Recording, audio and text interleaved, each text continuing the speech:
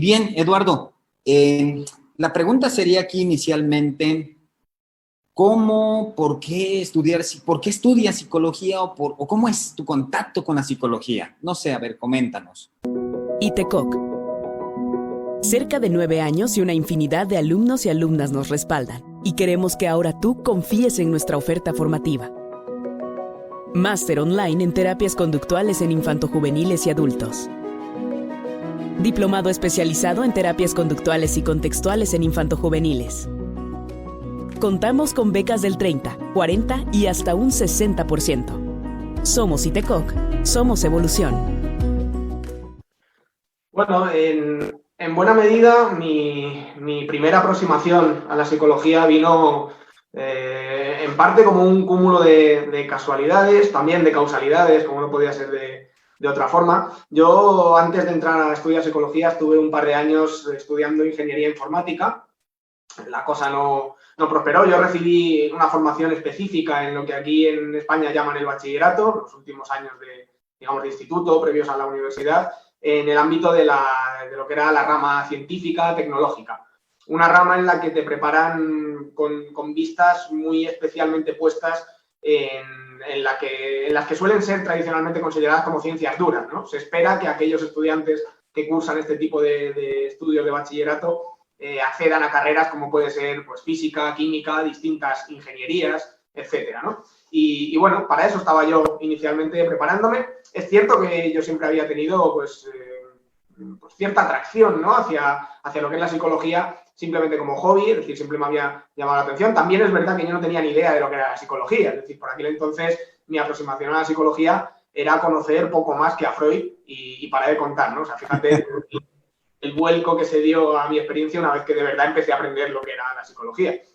Pero bueno, digamos que por un lado me llamaba la atención y por otro lado pues se dieron una serie de circunstancias personales, concretamente, bueno, pues gracias a, en buena medida, mi pareja, de por aquel entonces, que sigue siendo actualmente la misma, que me ayudó mucho a decidirme, ¿no? Porque me di cuenta, gracias a ella, por muchos motivos, que quizá ese era el área que a mí me interesaba explorar, así como a mi familia y muy especialmente a mi padre, que en su momento, pues, por diversas circunstancias, digamos que me ayudó a dar el empujón de terminar de decidirme, cambiar los estudios, ¿no? Que en un principio pues se hace duro, ¿no? Como llevar ya 2 años invertidos en intentar sacar adelante unos estudios específicos y de pronto pegar un cambio tan radical que puede parecer, ¿no? El pasar de una ingeniería a pasar a estudiar psicología. Bueno, el caso es que entre pues, todos esos elementos a nivel de mi historia personal acompañaban en esa dirección, entré y mis intereses en un principio estaban muy orientados, como yo entiendo que suelen estar muy orientados en la mayoría o en una amplia cantidad de estudiantes que empiezan, en lo que sería más bien la psicología clínica. A mí me interesaba especialmente eso, ¿no? Lo que es la consulta, lo que es la clínica y lo que es la psicoterapia. También es cierto que cuando uno todavía no sabe de lo que está hablando, cuando habla de psicología, tendemos a pensar, porque quizás es la imagen social que la psicología tiene fuera de sus propias fronteras, que la psicología no es más que eso, ¿no? Más que psicoterapia. El primer año de carrera, pues yo hice la licenciatura, que se llama aquí se llamaba en España, porque ahora es un plan en extinción, ahora existen los grados. Cuando yo lo hice era de 5 años, la licenciatura era de 5 años. Entonces, en este primer año se veían muchas asignaturas de corte generalista, de hecho teníamos incluso alguna asignatura que se llamaba psicología general. Veíamos algunas bases biológicas, se veía alguna cuestión relacionada con diseños y fundamentos de investigación. A mí eso me empezaba a llamar la atención, pero digamos que tampoco llegó ¿cómo decirlo?, a engancharme del todo, ¿no? Ese primer año. Pero bueno, lo cierto es que me mantuve ahí, académicamente hablando fue un buen año, saqué adelante las distintas materias y fue cuando empezó mi segundo año, cuando realmente yo siempre consideraré que mi contacto real con la psicología empezó a tener lugar y a cobrar relevancia. Fue cuando cursé como alumno la asignatura de Psicología del Aprendizaje, que por aquel entonces se llamaba Aprendizaje y Condicionamiento en la UNED. Era una asignatura de corte anual. Fíjate la diferencia. Ahora mismo en España tiende a impartirse esta asignatura en primero y tiende a ser una asignatura cuatrimestral. Por tanto, hay un montón de contenido que se ha condensado ahí de mala manera, ¿no? Pero bueno, sería un debate aparte. El caso es que yo sí tuve esa opción, esa posibilidad y esa suerte de de disfrutar esta asignatura de una forma más desarrollada, ¿no? Porque teníamos todo el curso académico para dedicarle a ella. De hecho, el primer cuatrimestre se veía casi exclusivamente cuestiones relacionadas con el comportamiento reflejo, el condicionamiento clásico, y el segundo cuatrimestre se reservaba para la conducta operante, programas de reforzamiento, control de la conducta por el estímulo, todo eso. Es decir, como que había más tiempo para detenerse en profundidad. Y además tuve la doble suerte, esto depende mucho también de la experiencia que tenga cada uno, dependiendo del grupo en el que caiga, el profesor que le toque, la universidad donde se imparta. En mi caso tuve muchísima suerte, porque no solamente la universidad a esta asignatura sí le concedía, dentro de los límites que la propia titulación ofrece, pues cierta relevancia, ¿no? Que quizá no se le concede en otras universidades, pero es que además tuve la suerte de que mi profesor, y con quien yo iba a clase, era el doctor Vicente Pérez, uno de los miembros fundadores de SABE, muy conocido, un autor de reconocido prestigio en el análisis de la conducta en España, para mí, de los mejores, claramente. Uno de los autores también del libro Procesos Psicológicos Básicos, un análisis funcional, que es un libro bastante conocido, ¿no? por méritos propios. Lo recomiendo mucho, dicho sea de paso. El caso es que él fue mi profesor.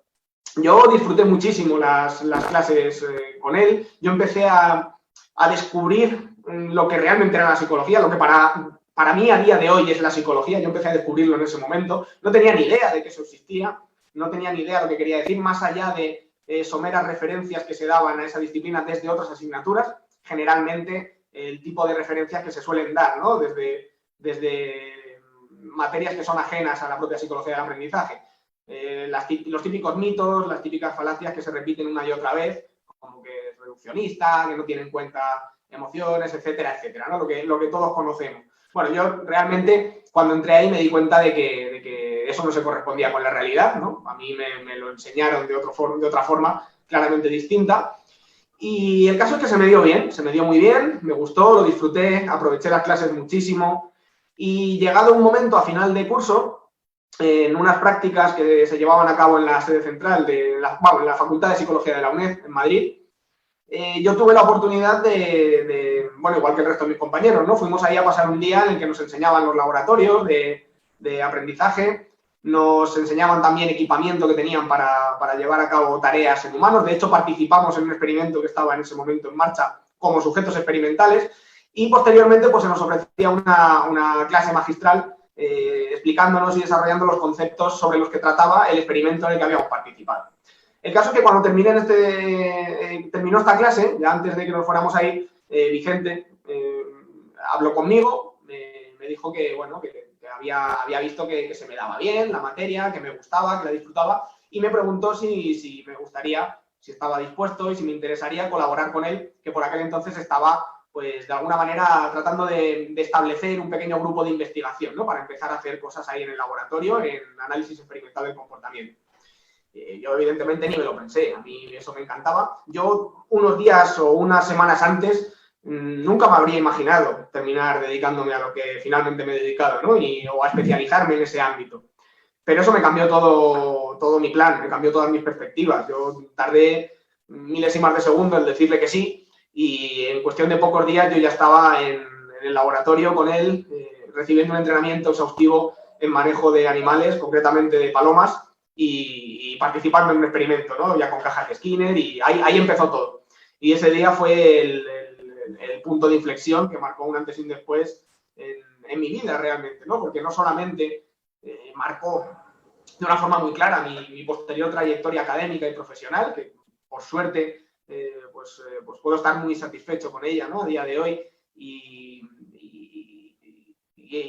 en fin, quiero decir que es que definió el lugar hacia el que me he dirigido profesionalmente absolutamente, ¿no? En todos los sentidos. Pero es que también la cambió a nivel personal. Es decir, el tener yo contacto con este tipo de cuestiones a mí me hizo replantearme la forma en que yo veía el mundo, la forma en que yo veía los organismos vivos dentro del mundo en relación con él, y entender el comportamiento y lo que es la esencia de los organismos vivos de una manera muy diferente a como la entendía previamente. Eso, desde luego, cambió mi perspectiva por completo, para bien, en mi caso, y fue de las mejores decisiones que tomé en mi vida sin ninguna duda, ¿no?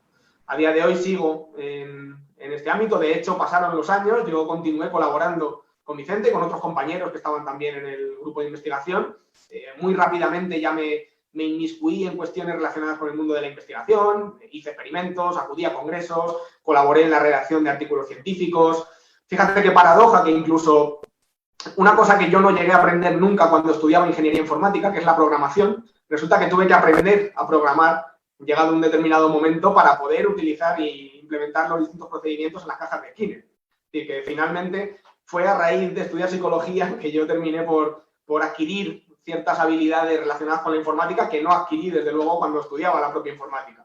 Pero bueno, esto es una anécdota más, pero que ahí queda. Posteriormente, Vicente dirigió mi trabajo de fin de máster y, en última instancia, también fue mi director de tesis. A día de hoy, pues sigo colaborando con él en investigación. Estamos separados en cuanto a instituciones. Yo estoy en una universidad diferente, pero seguimos manteniendo esa colaboración y llevando a cabo estudios que tratamos de publicar siempre que podemos, presentamos en congresos, etc. Y ese sería mi contacto, ¿no? A partir de ahí ya vino todo. Muy rápidamente me di cuenta de que a mí me interesaba particularmente la docencia y la investigación. Es cierto que con el paso de los años cada vez van interesándome más cuestiones que están relacionadas con la aplicación de los principios de la conducta, es decir, que no soy el perfil de investigador básico que le interesa quedarse en el laboratorio, sino que a mí, por otra parte, es algo bastante habitual en analistas de conducta, ¿no? Que siempre tenemos como una mirada, o tratamos de tener una mirada puesta, por muy básicos que seamos, en el terreno más aplicado. En mi caso, también se produce este interés. Mira qué interesante, ¿no? Y ahorita acabas de contar un punto que yo desconocía y que justamente hoy, en la mañana, recordé yo una etapa que ahorita me la estás ayudando a recordar.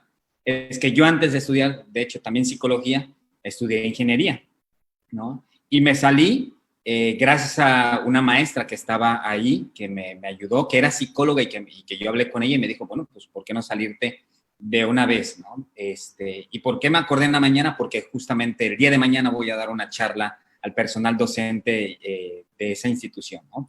Y como lo dices, ¿no? Ahora que me encuentro en la psicología, pasa esto paradójico. Ahora tengo que aprender algunos sistemas para poder programar, ¿no? En mi caso, poder estar observando la interacción verbal en el proceso terapéutico, que en esa línea de investigación me estoy enfocando, ¿no? Pero bien, me gustaría, por ejemplo, has hablado del análisis de la conducta, ¿no? Qué fortuna también de tener de la mano y haberte topado con Vicente Pérez, ¿no? Quien no conoce su libro ampliamente recomendado. ¿Qué es el análisis de la conducta? ¿Qué es el análisis de la conducta, Eduardo?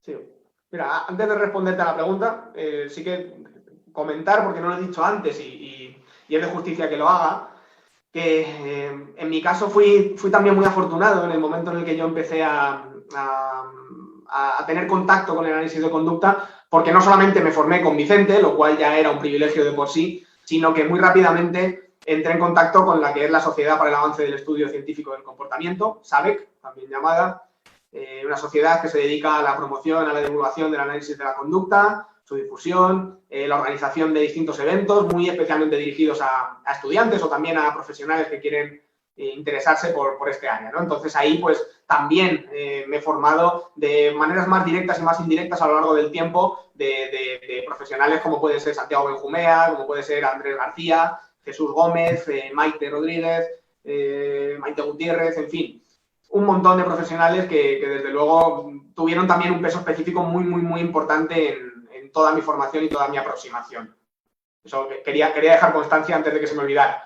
Respecto a la pregunta, ¿qué es el análisis de conducta? Bueno, esto es una muy buena pregunta porque evidentemente si hablamos todo el tiempo en estos términos es necesario definir lo que entendemos. El análisis de conducta como tal, más bien voy a tratar de desgranar todos los aspectos, aunque sea de una manera resumida, a los que se refiere el término, porque es un término lo suficientemente concreto, pero muy amplio al mismo tiempo. Porque cuando hablamos en términos genéricos de análisis de conducta, en realidad nos estamos refiriendo de alguna manera, tres patas de una misma mesa, que a pesar de estar absolutamente relacionadas las unas respecto a las otras, es cierto que tienen la suficiente entidad como para ser consideradas categorías independientes. Por un lado, una de estas patas que formaría el análisis de la conducta es su vertiente filosófica o conceptual, ¿no? En ese sentido, si hablamos de análisis de la conducta como una especie de estudio del comportamiento a nivel científico, una de estas patas sí o sí debe ser una filosofía muy específica, que sería el conductismo en términos generales. Es verdad que casi siempre que se habla de análisis de la conducta, el conductismo concreto que suele servir como estructura filosófica es el conductismo radical de Skinner, el término radical que hace referencia a la raíz, ¿no? No solamente al hecho de que la conducta debe ser la raíz por parte de los análisis de la ciencia de la propia conducta, sino al hecho de que vamos a considerar, o que es de nuestro interés a la hora de estudiarlo científicamente, cualquier cuestión que tenga que ver con el comportamiento, sea este de la índole que sea, ¿no? Ya sean comportamientos privados, públicos, ya sean componentes más simples, más complejos, si tienen que ver con el comportamiento, entonces caerá dentro del interés del análisis de la conducta en un plano científico. Y para poder entender el comportamiento de esta manera es necesario asumir una serie de axiomas filosóficos que son los que aporta, los que proporciona la filosofía del conductismo radical, ¿no? Entonces, esta primera pata del análisis de la conducta estaría formada por todo el desarrollo filosófico y epistemológico que proporciona el conductismo y muy específicamente el conductismo radical de Skinner. Pero ahí no queda todo. Para hablar de análisis de la conducta no es suficiente con quedarnos en una serie de presupuestos filosóficos que rijan o que de alguna manera dicten las pautas que se consideran más óptimas para hacer ciencia de calidad al respecto, sino que evidentemente tenemos que hacer referencia a la propia ciencia que se hace.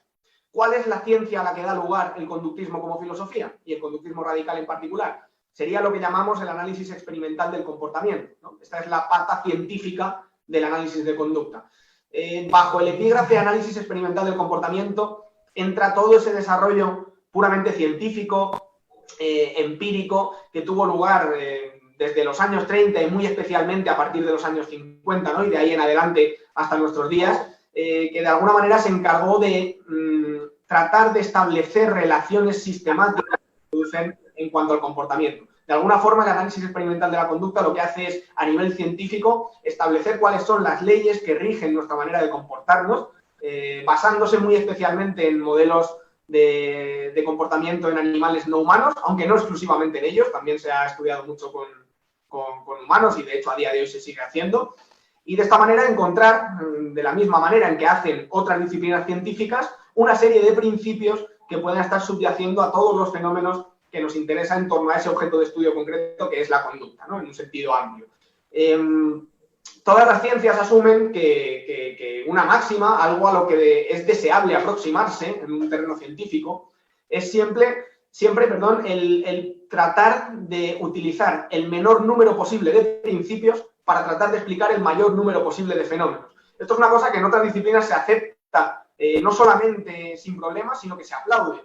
Cuando la cosa alude al comportamiento no nos gusta. Y pensamos que tratar de extraer pocos principios para tratar de entender fenómenos que a veces son muy complejos y que están formados por interacciones a su vez muy complejas, pues es una especie de reduccionismo, nada más lejos de la realidad, ¿no? Y este prejuicio se quita leyendo acerca del análisis experimental del comportamiento y acerca de todo lo que se ha hecho al respecto desde, repito, hace casi un siglo, ¿no? Hay muchas publicaciones especializadas en revistas científicas, no solamente los manuales, en las que se pone de manifiesto todo esto que estoy diciendo, ¿no? Desde esta perspectiva se han abordado multitud de fenómenos más simples, más complejos, y lo que se ha tratado de hacer en todo momento es tratar de aislar las variables que no queremos que interfieran, ¿no?, con lo que nosotros queremos estudiar, para de este modo tratar de desgranar esos elementos que componen la complejidad del día a día de la manera más sencilla posible, ¿no? Esto es lo que procura cualquier disciplina científica, y ese es el foco, uno de los focos más importantes que ilumina el conductismo, ¿no? Vamos a tratar a la conducta igual que otras disciplinas científicas tratan a sus respectivos objetos de estudio.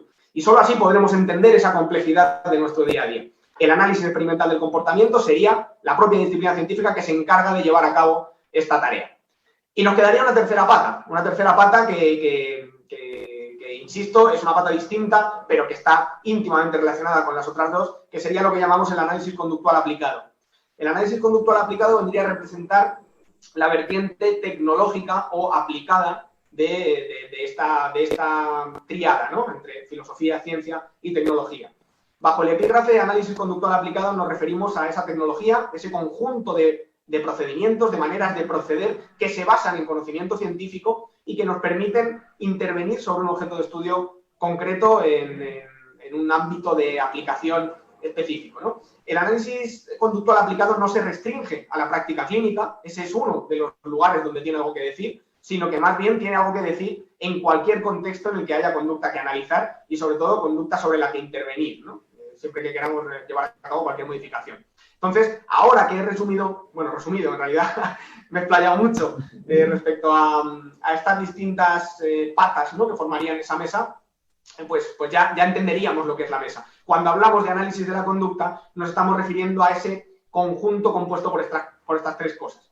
Habitualmente se habla de análisis de conducta en un sentido muy genérico, a veces simplemente para referirnos a la vertiente tecnológica, a veces simplemente para referirnos a la vertiente científica o a veces simplemente para referirnos a la vertiente filosófica. Pero es que en cualquier caso son tres elementos que, aunque distintos, casi yo te diría que necesitan los unos de los otros para cobrar relevancia y sentido, ¿no? Entonces, cuando hablamos de análisis de conducta nos estamos refiriendo a esa combinación entre los tres. Estamos refiriéndonos a una manera muy particular de entender la psicología y de entender cómo debería ser el estudio científico del comportamiento, ya sea con un objetivo puramente básico, por generar conocimiento, o ya sea con un objetivo meramente aplicado, es decir, para intervenir en cualquier contexto en la solución de problemas específicos al respecto.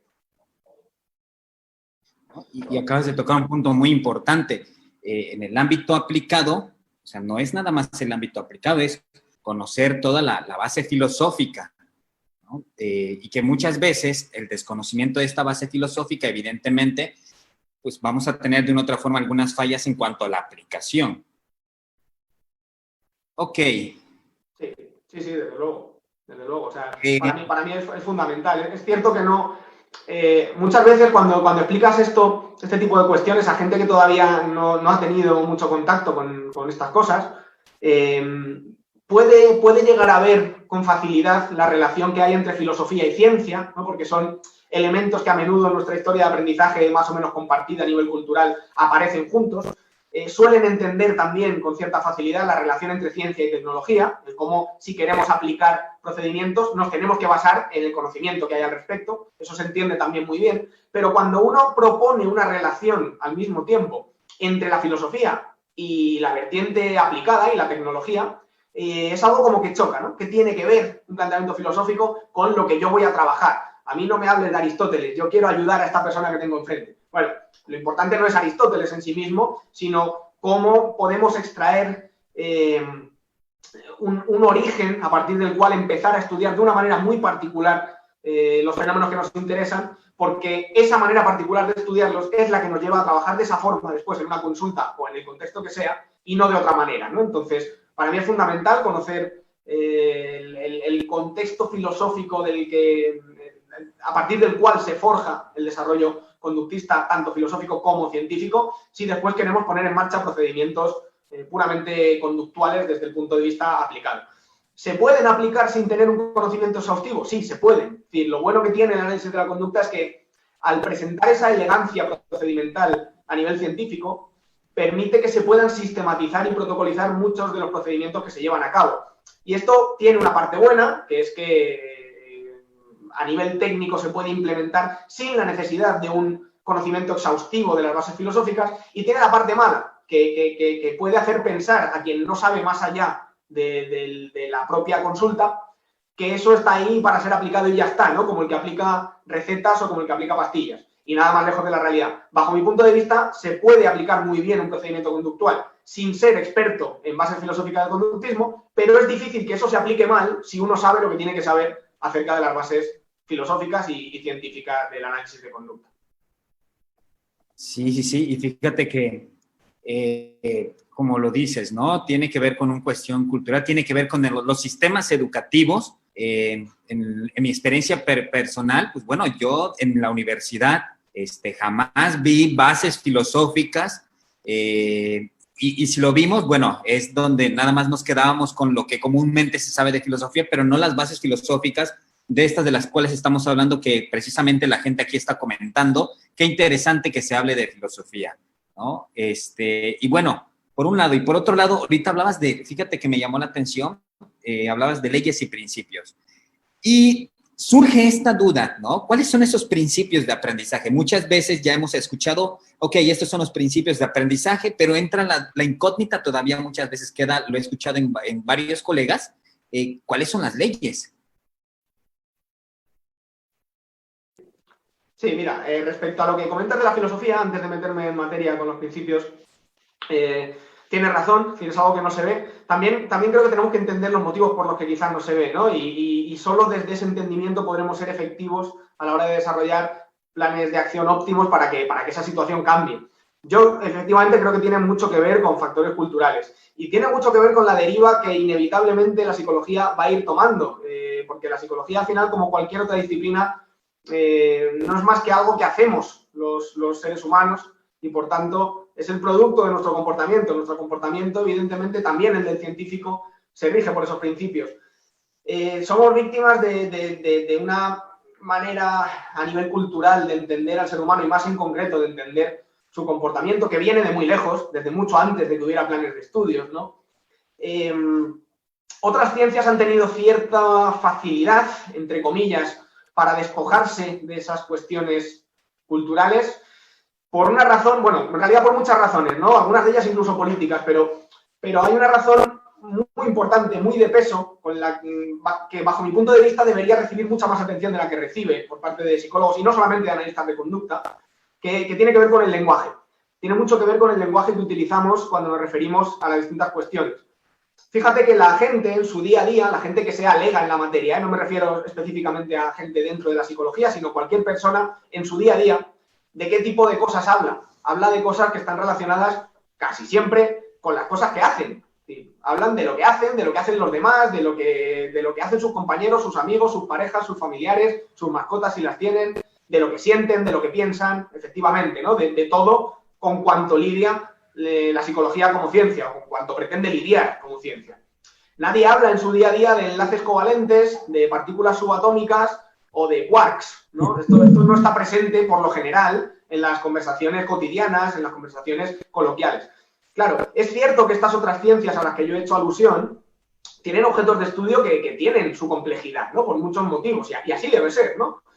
Pero también es cierto que ellos no tienen que luchar contra corriente, contra todo un sistema o contra todo un lenguaje ya construido puramente coloquial y funcional fuera de contextos científicos para referirse a su objeto de estudio. Es decir, el físico no tiene que despojarse de una manera muy coloquial de hablar de sus cosas, porque nadie habla de esas cosas, ¿no? El lenguaje coloquial no se utiliza para eso.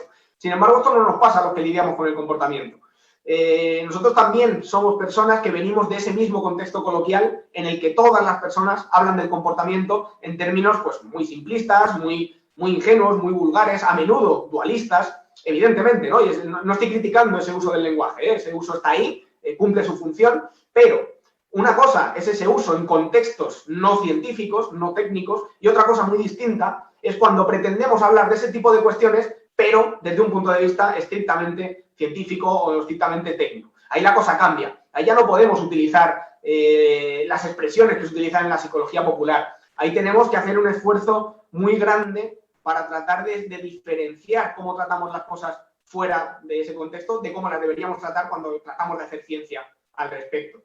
En ese sentido, a mí me parece muy necesario el desarrollo de un vocabulario específico, muy específico, que se aleje lo máximo posible de ese otro lenguaje coloquial que ya he diseñado a tal efecto. Porque si no, vamos a estar todo el rato contaminados, ¿no? Y creo que esto es una de las cosas buenas que aporta claramente el análisis de la conducta respecto a otras formas de entender la psicología, que también pueden ser válidas algunas de ellas a nivel científico, ¿eh? No digo lo contrario. Digo que bajo mi punto de vista, este es uno de los puntos fuertes, sin duda, del análisis de conducta, y es uno de los puntos que bajo mi punto de vista también ha contribuido a que desde esta perspectiva, y esto lo hilo ya con la pregunta, se hayan podido dilucidar al menos algunos de esos principios, algunas de esas leyes que rigen la manera en que nos comportamos, ¿no? Solo a través de un tratamiento riguroso desde el punto de vista epistemológico del tipo de ciencia que desarrollamos, ha sido posible desarrollar esa ciencia.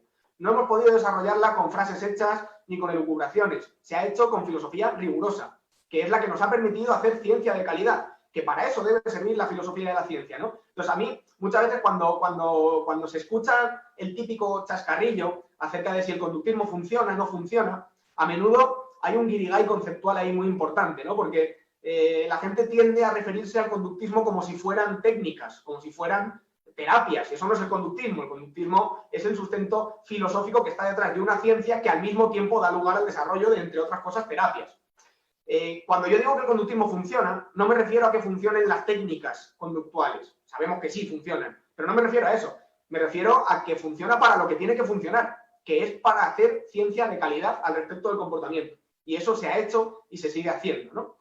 Gracias a este desarrollo científico se han podido determinar pues, leyes a partir de las cuales nos comportamos. Se han determinado maneras sistemáticas de interactuar entre organismos y ambientes.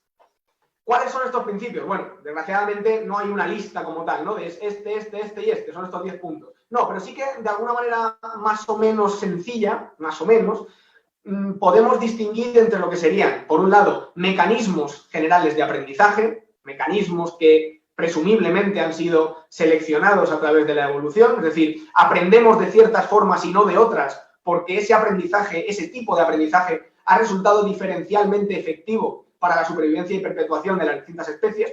Por eso esos mecanismos de aprendizaje probablemente están presentes en tantas especies, ¿no? Tienen una transversalidad y una universalidad brutal, asombrosa. Se ha comprobado, ¿no? Como los mecanismos de aprendizaje no solamente se producen en seres humanos, ratas, palomas, perros y gatos. Se ha visto en otro tipo de animales, ya sean mamíferos, aves, peces, incluso invertebrados, ¿no? A menudo insectos, etcétera. Diríamos que estos mecanismos, o por lo menos los que a día de hoy cuentan con un amplio consenso, son tres. Por un lado, el aprendizaje uniestimular, por otro lado, el condicionamiento clásico, también llamado pavloviano o condicionamiento respondiente, y por otro lado, el que sería el condicionamiento operante, también llamado condicionamiento instrumental. Al primero de ellos, el aprendizaje uniestimular, también se le conoce como aprendizaje preasociativo o no asociativo, y a los otros dos se les suele conocer como aprendizaje de tipo asociativo. A mí no me gusta esta última distinción, ¿eh? Lo digo por si alguien que nos esté viendo lo ha visto de esta manera, pues para que sepa de lo que estamos hablando. Entonces, digamos que estos son tres mecanismos que afectan a distintos tipos de respuestas y que involucran distintos tipos de contingencias, procedimientos y situaciones para que el aprendizaje en esos términos pueda tener lugar.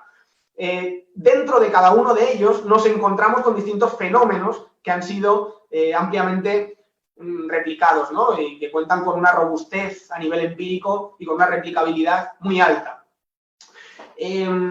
Estos fenómenos, al haberse producido y al haberse identificado de una manera tan sistemática, asumimos que de alguna manera lo que está detrás del hecho de que esos fenómenos ocurran, pues son los propios principios de la conducta, ¿no? Entonces, digamos que los principios de la conducta, de alguna manera, serían, o los principios del aprendizaje, mejor dicho, porque hay conducta que no es estrictamente aprendida, ¿no? O hay conducta que interactúa entre patrones que podríamos decir más bien innatos y otros aprendidos, pero los principios del aprendizaje, digamos que es ese punto intermedio, es esa interacción entre los mecanismos de aprendizaje, es decir, las formas a través de las cuales aprendemos, y una serie de variables que en última instancia provocan o dan lugar, facilitan la aparición de esos fenómenos que se han visto de una manera tan clara, ¿no? Entonces, distinguimos distintos principios en función del mecanismo de aprendizaje del que estemos hablando y, por lo tanto, esos principios involucrarán a distintos tipos de comportamiento. Es fundamental entender esto a un nivel aislado, a nivel incluso de laboratorio, es decir, es fundamental si queremos comprender la complejidad del día a día, que es una interacción entre muchos elementos, a partir de la comprensión de esos elementos en un terreno simple, ¿no? Así es como luego podremos entender cómo interactúan. Entonces, esos principios son los que se han determinado de esta forma. Cuando aislamos distintas maneras de aprender y cuando manipulamos distintas variables, distintos factores de unas maneras muy concretas, se obtienen efectos a nivel conductual muy concretos también. Esos son los principios, ¿no? A partir de esos principios podemos no solamente describir el comportamiento, sino también explicarlo, predecirlo y, en última instancia, controlarlo en el caso en el que tengamos algún tipo de objetivo más de aplicación. No sé si te he contestado.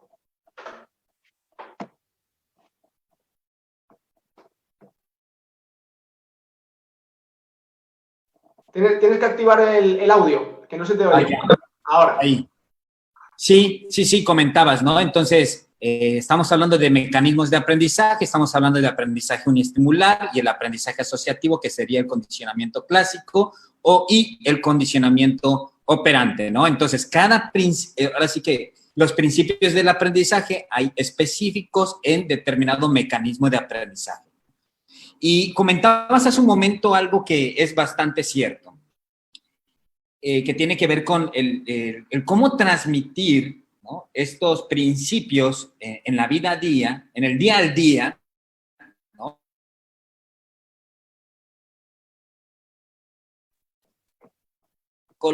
nos enfrentamos. Que no saber cómo transmitir, y entonces esto claro que influye en que las personas, incluso a lo mejor no tendría por qué saber una persona que desconoce de estos temas, por qué saber acerca de si hay una respuesta refleja, una respuesta operante, ¿no? Y eso pasa muchas veces en la parte clínica, donde el psicólogo clínico se atora o tiene esta dificultad, ¿no? Simplemente lo que haga el psicólogo en la práctica clínica, eso no necesariamente se tiene que estar explicando, ¿no? O al menos esa es mi experiencia, porque a veces más allá de poder, si no se va a convertir nada más en una charla de psicología, ¿no? Y muchas personas a la consulta llegan precisamente con estos comentarios, ¿no? Aquí, a ver, déjame ver, no sé si quieras decir algo al respecto, estoy viendo aquí las preguntas, comentarios. Sí, bueno, te puedo comentar algo breve al respecto, si quieres. Adelante. Fíjate, yo creo que hay que separar cuando hablamos de explicarle a la población general estos principios, yo creo que eso sí es deseable, en la medida de lo posible, de cuando hablamos de basar un enfoque terapéutico o un procedimiento terapéutico en explicarle a la persona lo que vamos a hacer con ella. Yo creo que también es deseable, cuidado, pero sí que es cierto que el nivel de explicación no tiene por qué ser lo más desarrollado y elaborado del mundo. Es decir, una cosa es contarle a la persona, esto sí creo que debe hacerse, qué tipo de cosas vamos a hacer, porque está en su derecho de saber qué es lo que se va a hacer con él a un nivel molecular. Y otra cosa muy distinta es que sea una necesidad el hecho de transmitir esta explicación a un nivel absolutamente técnico. Eso no lo creo. ¿Por qué? Te voy a poner un ejemplo y sin que sirva de precedente, porque yo no soy ni de poner ejemplos, y cuando los pongo no soy de poner ejemplos que tengan que ver con la medicina. Intento huir de eso. Pero como al mismo tiempo soy un organismo verbal y por lo tanto lleno de contradicciones, ahora mismo lo que voy a hacer es poner un ejemplo y además de medicina. Cuando alguien va al médico, cuando alguien se siente enfermo, está malo y acude al médico a que le trate, lo que pretende de ese médico es que le ayude, que le diga lo que le pasa y que le ayude a solucionar su problema, ¿no? Sabemos que la psicología no funciona exactamente igual, pero sí que hay un paralelismo interesante. Quien va al médico generalmente, a no ser que tenga un interés, como decimos aquí, muy friki, lo cual es muy respetable y yo a tope con eso, también es cierto que no es habitual encontrar con gente que esté interesada en conocer a nivel molecular qué es lo que está ocurriendo en las células de su organismo, ¿sí? Es decir, esto no suele ser habitual. Y en este caso es lo mismo. En la psicología, no necesariamente la persona que viene quiere conocer a nivel molecular y a nivel muy técnico y procedimental qué es lo que está sucediendo, que puede estar manteniendo su problema. Basta con una explicación muy genérica, ¿no? Con eso muchas veces es suficiente. Ahora bien, una cosa es que no quiera saberlo, es que no esté interesado en que se lo cuentes, y otra cosa muy distinta es que no dé por hecho que tú como profesional lo deberías conocer. Es decir, yo como persona, como consultante, no tengo la necesidad de que me lo cuentes, pero doy por hecho que tú la vas a saber como profesional, ¿no? Porque damos por hecho que gracias a eso es como se puede ayudar. Entonces, yo creo que es más importante que un terapeuta tenga claros estos principios al hecho de que eventualmente sea muy bueno a la hora de explicarlos a la persona con la que está trabajando. Esto último es deseable, pero yo creo que lo primero es casi imprescindible, o debería serlo. Sí, requiere ciertas habilidades que hay que entrenarse y encontrar las palabras, incluso a veces hasta muy didáctico, hacerlo muy didáctico, que la persona comprenda que de lo que hace, sin darse cuenta, sin percatarse, mantiene o incluso puede agravar la conducta o la queja, el problema, ¿no? Entonces, sí quiere que implica que nosotros como psicólogos en la práctica clínica busquemos la forma de saber comunicarnos en lugar de hablar de terminología técnica, porque no lo requiere, ¿no? Y que bien, a lo mejor como psicólogo yo puedo tener claro estos principios, pero de verdad es que hay que buscar y hay veces que incluso utilizar un pizarrón, un pintarrón, ejemplos de la vida diaria, incluso algo que yo suelo utilizar es poner algunos ejemplos a lo mejor de cosas tan sencillas que pueden ser del día a día para que la persona lo pueda comprender. Incluso dedicar una sesión específicamente a que la persona se percate cómo sin darse cuenta lo que hace, mantiene o agrava el motivo de consulta, por llamarlo así. Estoy leyendo aquí algunos comentarios, Eduardo, y fíjate que hay una pregunta que me llama la atención. Vamos a pasar a la parte de preguntas. Dice, ¿por qué se prefiere usar la clasificación no asociativo, ya asociativa, en lugar de aprendizaje uniestimular, condicionamiento clásico y operante? Bueno, esa pregunta en realidad debería ir dirigida a quien defienda esa utilización. Yo defiendo la segunda. Es decir, bajo mi punto de vista, y voy a argumentar por qué, por supuesto, bajo mi punto de vista es mucho más preciso, es mucho más unívoco, más claro y más ajustado a la realidad el uso de los términos aprendizaje uniestimular, condicionamiento clásico y condicionamiento operante. ¿Por qué yo considero que entre otras cosas, puede ser, ¿cómo decirlo?, nocivo, espero que se entienda bien el término, ¿no?, como lo estoy empleando, el empleo de los términos no asociativo, asociativo? Bueno, porque creo que viene de una tradición que no es exactamente el análisis de la conducta, viene con connotaciones diferentes. Uno pudiese pensar que al final lo que ocurre en el aprendizaje no asociativo es que el organismo no asocia cosas. Uno podría pensar que en el condicionamiento clásico del operante el organismo, es decir, el propio individuo, está asociando cosas, está efectuando asociaciones, pero como bien decía Skinner, los perros de Pavlov no estaban necesariamente asociando un sonido con la comida, el que los estaba asociando era Pavlov. Esta es la cuestión, ¿no? Y como ese matiz es tan importante y puede contaminar la forma en que vamos a entender esos mecanismos si los llamamos de esa manera, yo prefiero no hacerlo. Es decir, cuando hablamos en términos de aprendizaje uniestimular, nos referimos a ese aprendizaje que involucra respuestas exclusivamente reflejas y que está formado por esos dos fenómenos que serían la habituación y la sensibilización, y que son fenómenos de aprendizaje que tienen lugar tras la presentación de un único estímulo de manera repetida. Entonces, aprendizaje, porque hay aprendizaje; uniestimular, porque solo hay un estímulo. O sea, yo creo que más preciso, más conciso y más claro no se puede ser. Todo lo que sea salirnos de esa claridad, todo lo que sea añadir la posibilidad de introducir ambigüedad, bajo mi punto de vista, debería ser descartable, ¿no? Entonces, estos son los motivos que a mí me llevan a llamarlo así. No digo que no se pueda hacer, ni digo que nadie lo haga. De hecho, hay mucha gente que los llama de otra forma, pero serán ellos quienes deban justificar por qué prefieren hacerlo de esa forma. Yo justifico por qué lo llamo como yo lo llamo, ¿no? Ambas son formas perfectamente válidas, es decir, no vengo yo aquí a decir lo contrario, pero si me preguntas a mí, desde luego, yo tengo claro como yo lo llamaría y los motivos por los cuales yo lo llamaría de esa manera. Muy bien, muy bien. A ver, chicos, chicas, ¿alguna pregunta? Aprovechemos, aquí tenemos a Eduardo Polín, que por cierto también, como lo comentaba, él va a estar como docente dentro de nuestro curso de terapias conductuales contextuales aplicada en adultos, grupos y parejas. Un curso que va a iniciar ya el 2 de noviembre y que en este momento pues, tenemos descuento. Pero, preguntas, a ver, ¿alguna pregunta? Anímense. De momento no hay pregunta, Eduardo, pero desde luego que esto es fundamental. A veces podríamos pensar, pero a mí ¿de qué rayos? Si yo soy psicólogo, yo estoy en el consultorio, ¿de qué me sirve aprender principios del aprendizaje? O sea, ¿qué tiene que ver? No, a mí lo que yo quiero hacer es ayudar a la persona. Voy a aplicar esta técnica, voy a aplicar X o Y. Pues, ¿qué tiene que ver? ¿No? Bastante. De verdad es que, porque como lo comentabas, estos principios nos permiten comprender el comportamiento, no solamente el comportamiento animal, sino el comportamiento humano. Es decir, y en la vida diaria, en este momento tú y yo estamos interactuando, no estoy interactuando de la nada, hay una serie de principios que están aquí que hacen que yo esté verbalizando, que esté moviendo las manos. Entonces, dice por aquí, ya surge una pregunta. Mira, a ver. Disculpen, de repente es algo complicado ver dos pantallas. A ver, ya se está animando. Saludos, Eden y Eduardo. Excelente charla. Ahí dice Sergio Liera, un amigo de los Mochis Sinaloa, del grupo ABC Conductual, nos pregunta, ¿conoces a algunos autores que se dedican al estudio de la conducta verbal desde el paradigma del condicionamiento pavloviano? Bueno, sí, yo sé que sin ir más lejos, el grupo de investigación Acobeo, ¿no? Liderado por la doctora María Jesús Frosán, están bastante interesados, ¿no?, en los procesos de condicionamiento clásico que pueden estar detrás de ciertos aspectos relativos a la conducta verbal.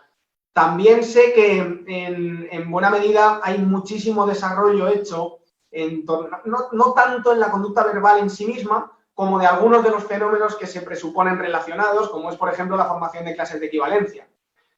Sabemos que para este tipo de cuestiones, para estudiar la formación de clases de estímulos, las relaciones de equivalencia, etcétera, existen distintos procedimientos. Uno de ellos tiene que ver con el aprendizaje de tipo respondiente, ¿no? Entonces, haciendo una búsqueda con esos términos relacionados, seguro que puedes llegar a autores concretos.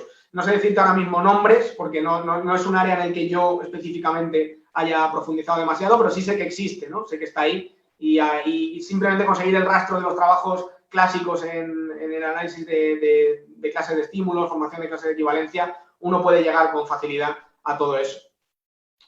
Muy y respecto bien. a lo que tú me comentabas, Eden, Sí. yo a un terapeuta que dijese eso, le diría una cosa muy sencilla. En realidad, sí, indirectamente un terapeuta ayuda a la persona con la que trabaja. Eso no hay duda, si lo hace bien, evidentemente. Pero en tanto que lo que hacemos con esa persona es contribuir a un cambio en su comportamiento, ¿no? Realmente lo que hacemos no es cambiar su comportamiento de una forma directa, sino cambiar o modificar o ayudarle a él a cambiar las variables de las cuales ese comportamiento es función. Y esas variables de las cuales el comportamiento es función son tales cosas precisamente porque hay una serie de principios que permiten que así sea. Entonces, conociendo uno de los principios, evidentemente sabrá dónde apuntar, podrá optimizar los procesos terapéuticos porque conocerá el tipo de variables que debe manipular, la manera de hacerlo y, sobre todo, cualquier cambio que se produzca debería ser esperado, no debería ser una sorpresa. Y no debería pillarnos de sorpresa si sabemos lo que estamos haciendo. Esto tiene mucho que ver con el factor relativo a los objetivos de la ciencia, concretamente a la predicción y al control, ¿no? Si somos capaces de describir y somos capaces de explicar, con mucha probabilidad seremos capaces de predecir, conociendo datos relevantes y evidentemente con matices, ¿no?, en función del contexto, pero podremos realizar predicciones con cierto grado de precisión y, en última instancia, poder establecer mecanismos de control sobre esas predicciones que realicemos. Esto solo es posible desde el conocimiento de lo que se está haciendo y no solamente desde la mera aplicación de procedimientos o técnicas que lo que van a hacer es sorprendernos con resultados que no sabemos de dónde vienen. Y eso es peligroso en muchos sentidos, ¿no? Entonces, una técnica puede aplicarla casi que cualquiera. Lo que es la técnica, basta con recibir unas instrucciones, un entrenamiento sistemático y uno puede ser técnico y dedicarse a aplicar técnicas. Ahora bien, lo que debería separar un técnico de un profesional, de alguien que tiene esa formación superior, debería ser precisamente el conocimiento exhaustivo de los principios que se manejan cuando se ponen en marcha esas técnicas. Y fíjate que al final, una cosa muy, muy importante para un terapeuta, lo digo yo sin ser terapeuta, pero desde mi opinión lo veo así muy claro, no es solamente la vertiente técnica, no solamente es la capacidad o la habilidad que hay que desarrollar para aplicar protocolos de intervención, es la vertiente tecnóloga. Es decir, un terapeuta no solamente debería ser un técnico, debería ser un tecnólogo, debería ser capaz de no aplicar técnicas, que también, sino desarrollar nuevas maneras de intervención que se adapten y se ajusten al individuo concreto con el que se está trabajando en el contexto concreto en el que se desenvuelve esa persona. Este desarrollo de técnicas solamente es posible desde la ciencia si se quiere hacer con un mínimo de rigor y de precisión, ¿no? Así lo veo yo. Gracias. Sí, Eduardo, y en efecto, no, el cambio no ocurre porque sí, ¿no? Para eso nos permite la evaluación funcional, saber qué variables están controlando el comportamiento y, evidentemente, intervenir sobre esas variables, ¿no? Como lo dices, y predicción, ¿no? Incluso control sobre esas variables. Bien, aquí hay una pregunta y ya sería la última. Dice, ¿podría nombrar algunos filósofos clave para estudiar el conductismo radical? Nos pregunta Manuel Argote. Hombre, más allá de lo obvio, que entiendo, además conozco a Manuel y supongo que ya lo sabe, ¿no? El leer todas las bases históricas por supuesto pasando por Skinner también. Pero sí, claro, hay muchos otros y no exclusivamente filósofos. Fíjate que yo creo que una de las cosas buenas a las que contribuyó Skinner, aunque no solo Skinner, es a que los analistas de conducta adquirieran cierta conciencia en ese sentido de la necesidad de incorporar el análisis filosófico en toda práctica que tuviera que ver con el comportamiento. En ese sentido, ya no solamente filósofos, sino que es muy elocuente visitar el trabajo de algunos autores que no son filósofos, sino que son psicólogos, algunos de ellos muy conocidos en el ámbito del análisis de conducta, por desgracia muy desconocidos fuera de este contexto tan específico, como por ejemplo Richard Henstein, Keller, Schoenfeld, sí, estoy hablando de clásicos en realidad, ¿no? Pero todos ellos en sus escritos, de una manera muy clara, muy implícita, impregnan su acercamiento a la conducta de filosofía, ¿no? Entonces, si quiere, dentro del conductismo radical, yo le recomendaría seguir toda esta serie de autores, que algunos de ellos fueron colaboradores del propio Skinner, que estuvieron... A mí me parece que esto ayuda mucho para entender el desarrollo del análisis de la conducta, ¿no? Situarnos en el contexto en el que se produjo ese desarrollo. Un contexto en el que diversos compañeros empezaron a generar grupos de investigación relativamente grandes. De ahí salieron grandes investigadores, ¿no? Que no son luego tan conocidos, pero que tienen mucha importancia. Uno de ellos fue Henstein, ¿no? Que salió de haberse formado con Skinner, pero hay muchos otros. A mí hay un autor que me gusta mucho, que es contemporáneo además, es actual, que es Jack Marr, M-A-R-R, que tiene muchas publicaciones relacionadas no solamente con el análisis de la conducta, sino específicamente con apartados filosóficos. A mí es un autor que me gusta mucho personalmente. Es un autor que también habla mucho y establece muchos paralelismos entre otras disciplinas, como puede ser la física, con el análisis de conducta. Él es matemático de formación y esto también ayuda a entender muchos de sus planteamientos. Entonces yo esto le recomendaría muy especialmente. Así que por un lado estarían los filósofos más clásicos, desde David Hume, es decir, yo desde este tipo de filósofos, incluso Aristóteles, recomiendo leerlo para después poner en contexto lo que se fue desarrollando más tarde, pasando por el propio Skinner. Evidentemente es interesante leer a Wittgenstein, es interesante leer a Bertrand Russell, pero después yo me adentraría mucho en analistas de conducta que no necesariamente tienen ensayos sobre filosofía tal cual, pero que impregnan su forma de hacer psicología de filosofía conductista, ¿no? Absolutamente. Entonces yo creo que a partir de ahí se aprende mucho. Y bueno, ya he dado algunos nombres, ¿no? Si le interesa algo más, pues encantado de responder hasta donde yo pueda. Gracias, dice Manuel. Y ya para finalizar, una última que me pareció muy interesante.